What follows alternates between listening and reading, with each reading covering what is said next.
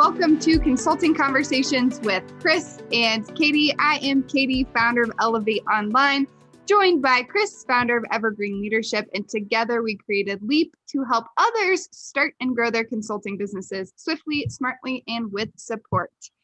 Today, we are kicking off a new series on 3 financial mistakes consultants should avoid. And so our first mistake that we're talking about today is why you should avoid leaking money. So Kris, what does this mistake look like, and how have you kind of seen this present itself in your business? Yeah, absolutely. So you think about your small business, you are going to have expenses. You can't run this business without some.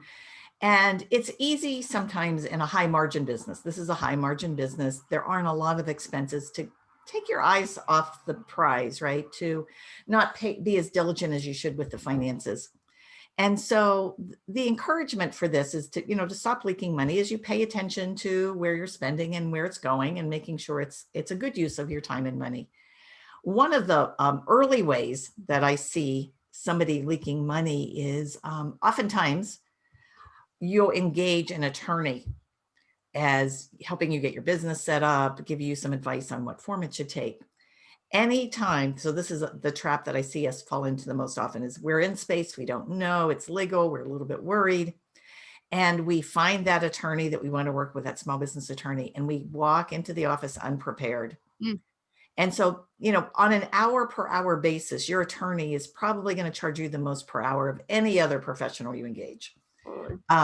And so they're charging $200, $300, $400, $500, $600 an hour. And so the tip not to leak money with your attorney, we're not saying don't engage them. Do your homework ahead of time, get those basic questions answered, walk into that meeting prepared, and have the list of things you really need to work on that only they can help you with ready. So that you're not using that time for chit chat. You're not using that time to ask your attorney questions that you could have easily found on the web. So that's an easy way probably to save $500, $600, $700 right out of the gate. So, think about that attorney and using their time with time on task and not time on chit chat, time on things you could have done. So that's one place where I see people leak money.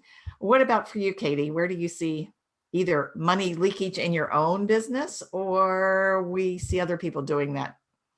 Yeah, one thing that I have to be really careful about is managing my software and digital/online subscriptions. As somebody who's in the marketing space, quite often I employ a variety of those type of tools. That's right.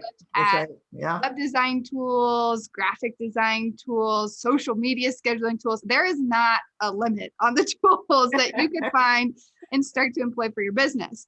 And what's interesting for me is like sometimes that cost will be passed on to a client, like depending on how I'm doing the work. And other times, like I have to incur it myself just as part of like being able to do the business. But they can easily add up, and something that you're like, oh, it's only $25 a month. If you're not using it like across multiple different subscriptions, that eats like a significant amount into the profit that you're making each month.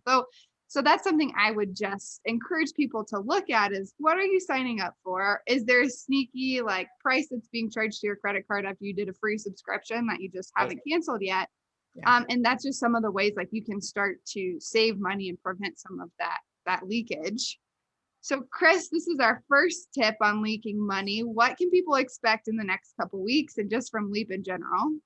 Yeah. Our goal is to really help you grow your business sustainably and profitably. And so in this next series, we're going to talk about some other financial mistakes we want you to avoid.